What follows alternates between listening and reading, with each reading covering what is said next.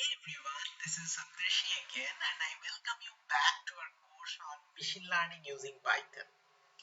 So we have seen enough of classification and regression in past few classes. Today we are going to step to clustering with one of the most popular clustering algorithm named as k-means. Alright, so the agenda is like this. So we'll look at basics of clustering and different types. We'll look at how k-means works with an illustration. We'll look at different issues k-means have. And finally, we'll look at some of the questions regarding clustering. Okay, so this is the rough plan. K-means is an algorithm which came about maybe 50 to 60 years back. All right. So one of the motivations that you need probably is that whether it is still relevant. So let me show you a Google Trends graph for last 5 years. I'm sure you know about Google Trends.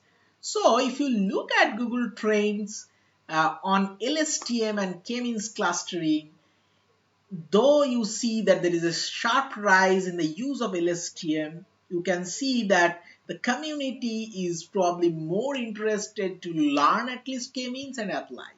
Okay, so I think this picture gives us a good motivation to learn clustering and k-means. Okay, so here is a familiar picture which we have seen earlier. So basically you have different observations. One of the contrasting points with classification is that these observations do not have a label. So we do not call out this is a duck, we do not call out this is a duck, we do not call out this is a hare. And what happens is it groups observations based on their similarity. So it has grouped the ducks in one group, the hare in one group, and this creature porcupine in another group.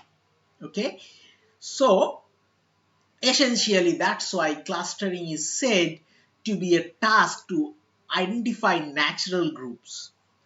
All right, let's look at this little bit more formally.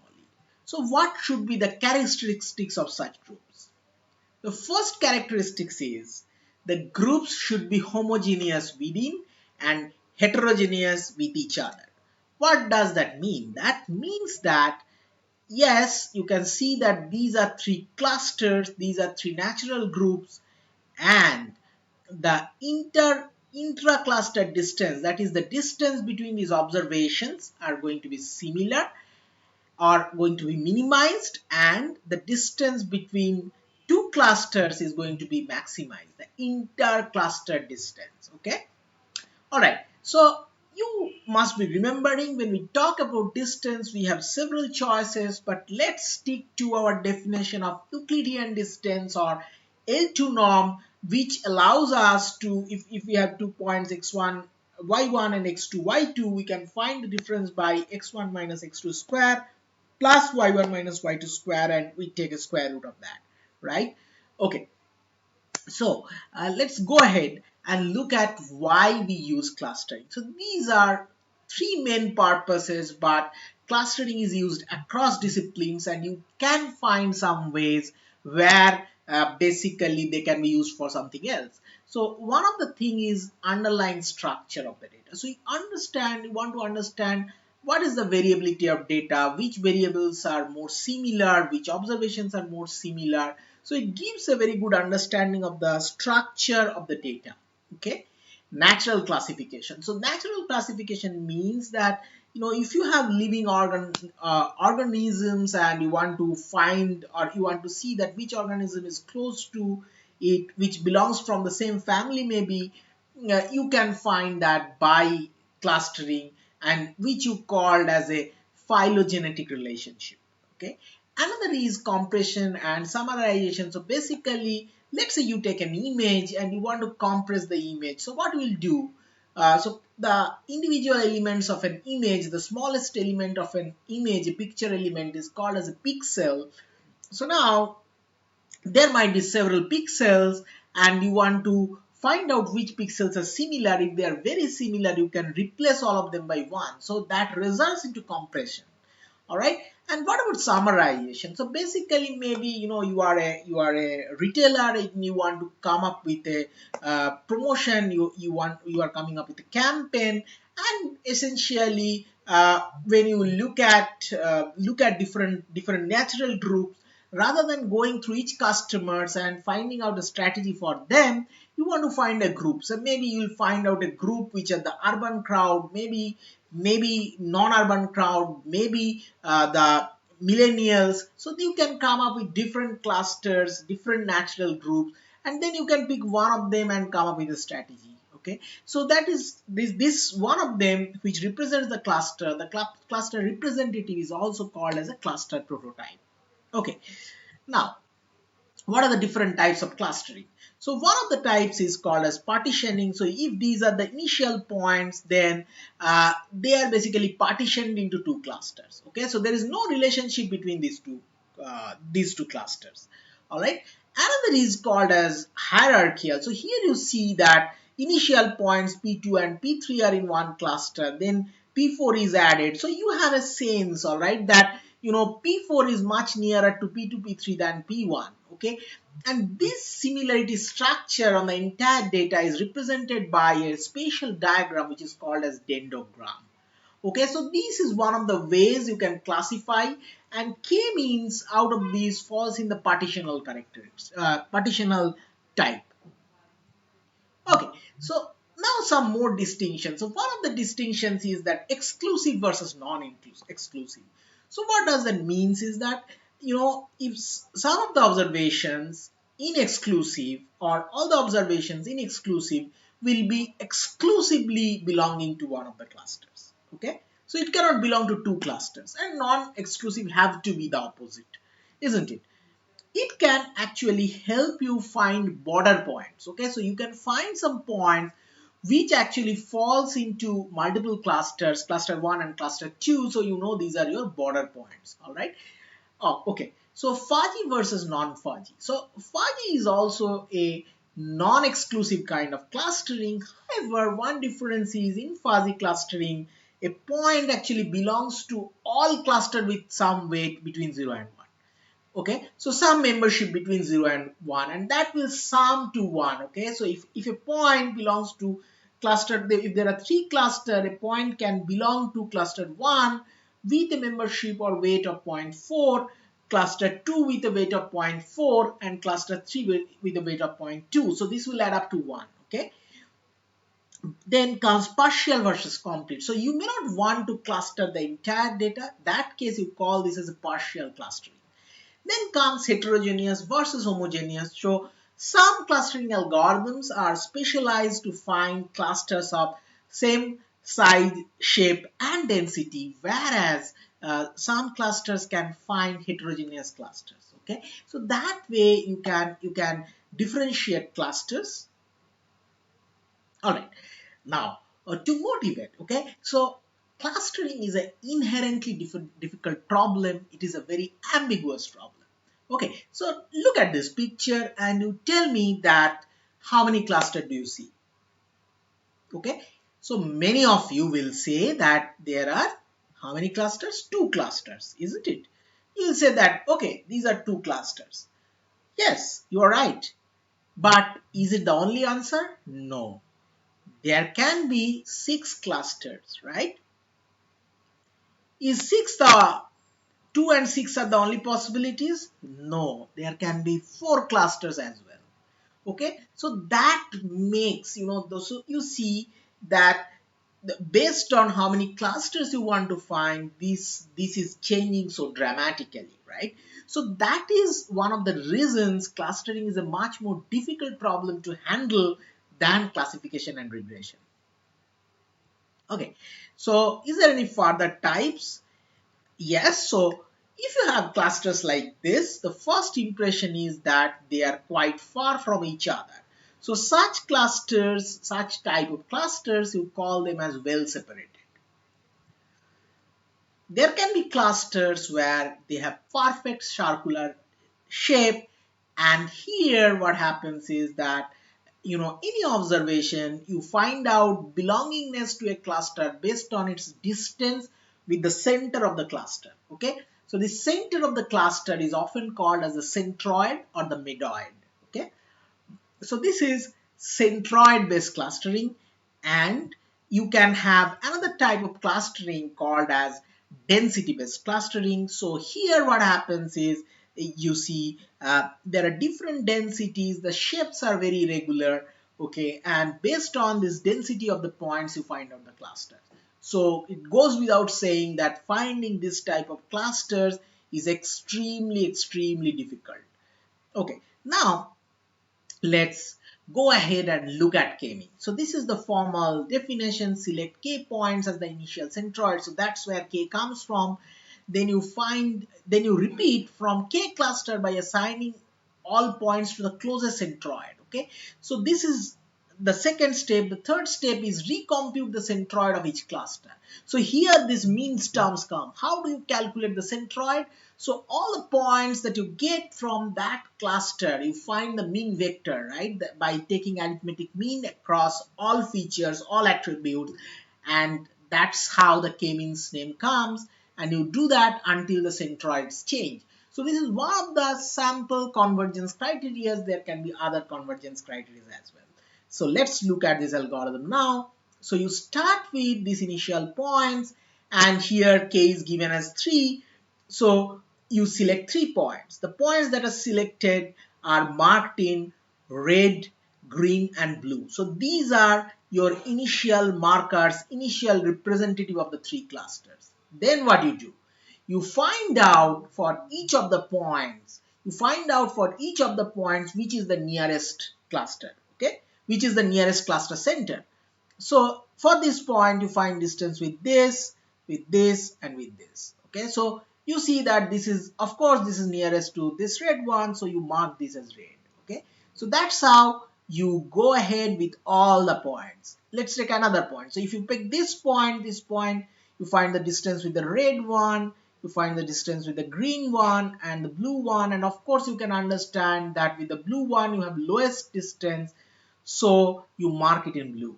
Okay, so this is how your boundary will look like. Next step, you recompute the centroid. So what you do is these two observations are in this cluster, so you find the mean. Okay, so there will be a gradual shift. Maybe the mean will shift somewhere here. Similarly, recomputation will be for this cluster, recomputation will be for this cluster. Once this is done, again you repeat, you find the distance of all the k observations from this newly found centroid and repeat it. Maybe now the boundary will look like this. Okay, so one of the things that is to be noted is that initially when you start, the centroids are one of the observations, right? So these three are actually observations, but as you proceed, this means no longer represent one observation or one particular original observation of the data set. Okay, all right. Now let's look at an illustration of k-means. Let's say you have 7 observation which has two variables, variable 1 and variable 2, and it is given that k equal to 2. So what will be the first step? The first step will be randomly selecting 2 points as centroid. So let's say point 1 and 4 is selected. So what is the next step? For all these 7 points, I find out the distance from centroid 1 and from centroid 2. So I call this distance as C1 and C2 respectively. So here is the calculation. As you see that for first observation C1 is 0. Why? Because this itself is the centroid. Okay. Similarly, for the fourth observation C2 is 0 because that itself is the observation. So the distance is calculated for all of them. Okay. Now what you do is you mark for each of the points which is the minimum. Okay. So here 0 is the minimum. Here 1.12 is minimum. Here they have same distance. So when there is same distance, you can break it randomly. Okay. So here maybe you will assign it to cluster 1, and similarly, this last 4 will belong to cluster 2. Okay, so we have marked the ones that are going to cluster 1 in different color and the ones going to cluster 2 in different color. What is the next step? The next step is computation of the new centroids. And how we will do that? Using arithmetic means. Okay, so we'll sum up 1, 1.5 and 3, and then we'll divide by 3. We'll sum up 1 plus 2 plus 4, divide by 3, and I will find the centroid. Okay, just to remind you, how do you calculate this distance? So you simply find out the distance by taking an Euclidean distance, right? So this distance you'll find by taking a square root of 1 minus 1.5 square plus 1 minus 2 square. Okay, so that's how you find the distance. All right, so let's proceed further. Okay, so now in the last step we have found our centroid to be 1.83 and 2.33, 4.13 and 5.38. So these are your two centroids. So with this, you are again going to compute the distance. Okay. So if you compute the distance, you will see that, the first and second points are in cluster 1 and the last 5 points goes to cluster 2. You again calculate the center. Okay. You again calculate the centroid and you see that now though the distance has changed, but there is no change in the cluster assignment. So this is a step where you actually stop. You don't go forward. This is what you can take as convergence. However, when you take a lot of observations, you have a lot of features also. It may not be as easily converging as we see for this toy example. So in that cases, you can find out that how many of the population are migrating from one cluster to another cluster after each iteration. And when this migration population is maybe less than a threshold percentage of the overall population, you stop. You can also let it run for few iterations, okay, and stop. So these are different termination criteria that can be used. Okay, so k-means indeed have some issues. So some of the issues are when the clusters have differing sizes or densities or non-globular shapes, non-regular shapes. That means k-means finds a problem in finding the clusters. Okay.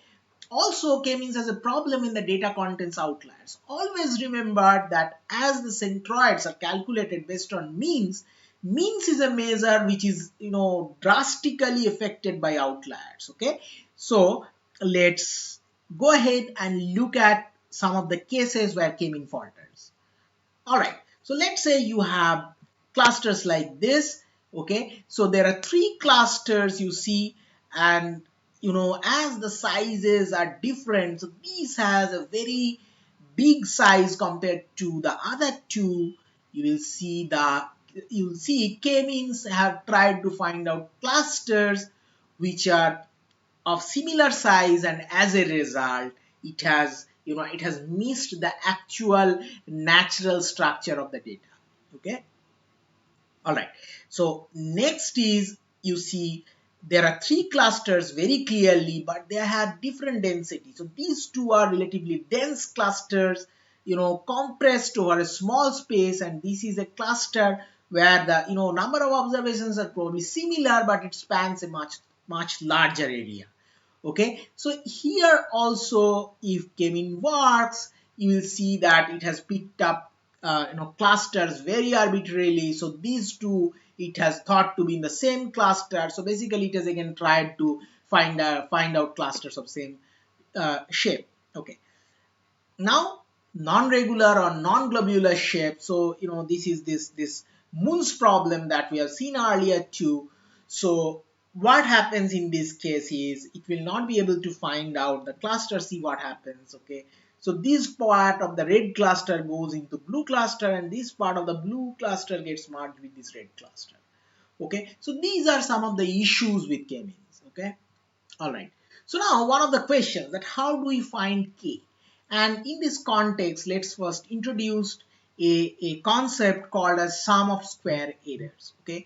So essentially, if you have to compare two clustering schemes on the same data, then SSE gives you a basis to do that. So it's very simple. What it does is that for each cluster, it finds the distance of all the points in that cluster with the centroid.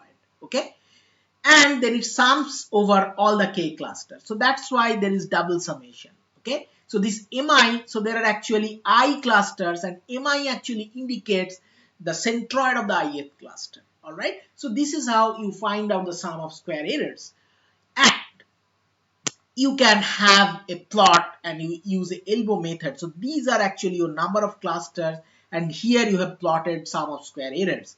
So, however, there is a catch. So, as you increase your number of clusters, you will see that SSE goes down monotonically, and it can happen if you have 100 points and you give 100 clusters. So, it is possible that all of them are in the same, like all points has an individual cluster. So, in that case, this mi and x are same. So, you'll get a 0, right? So, if you say that you minimize SSE, then SSE will be minimized when number of observations are same as number of clusters.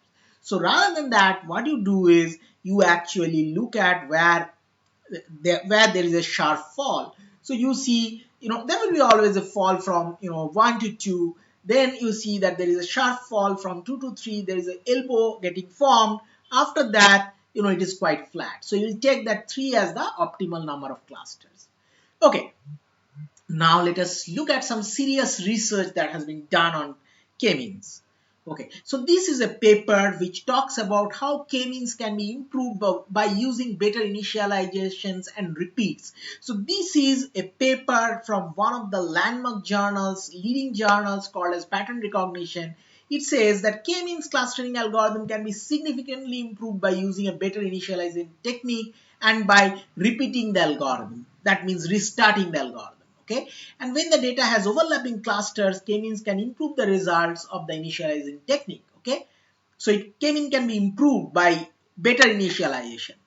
When the data has well separated cluster, the performance of k-means depend completely on the goodness of initialization. Initialization using simple farthest point heuristic reduces the clustering error of k-means from 15% to 6%. Okay, so here there is a need of discussion. So k-means is an algorithm which is random in nature. Okay, so it depends on your initialization, right? So if you remember, in k-means you start with randomly selecting your k clusters. All right. So based on these k clusters, if you run for some iterations, everyone can get a different result. And based on these initial points, it can also be possible that your conversion takes smaller time or very big time, very large time. Okay, so this is what this paper is talking about, and to tell you, this paper is of 2019. Okay, so very recent paper. Okay, so before this paper, there was one algorithm which was called as k-means plus.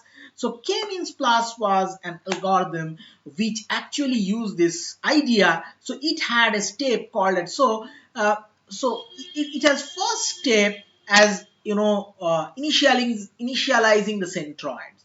So it picks one centroid, and then when it chooses chooses the second centroid, it makes sure that this centroid is quite different from the centroid that has been already chosen.